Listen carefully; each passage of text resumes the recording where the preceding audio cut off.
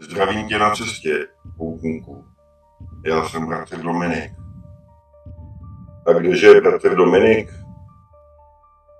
Ten, kdo hledá. Ne ten, kdo již našel. Ale ten, kdo se ptá, kdo pochybuje, kdo touží vědět. Nejsem učitel, nejsem ani prorok. Nejsem posel žádné církve.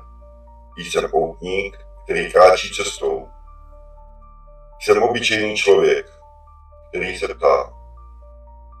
Víra pro mě není odpověď, ale cesta.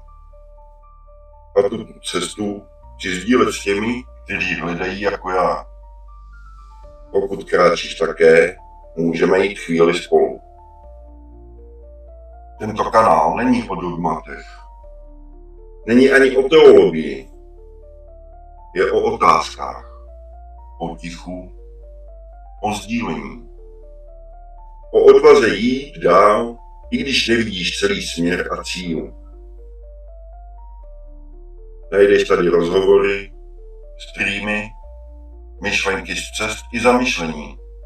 Ne odpovědi, ale možná lepší otázky. Najdeš tu prostor ke zpomalení, k naslouchání. Tato cesta se jmenuje Via ad Veritatem, cesta k pravdě. A pravda není věc, pravda je osoba. Ptej se, naslouchej, zvažuj a hledej. Bratr ti bude nápomocen. Vydej se na cestu, ať už sám, nebo se mnou.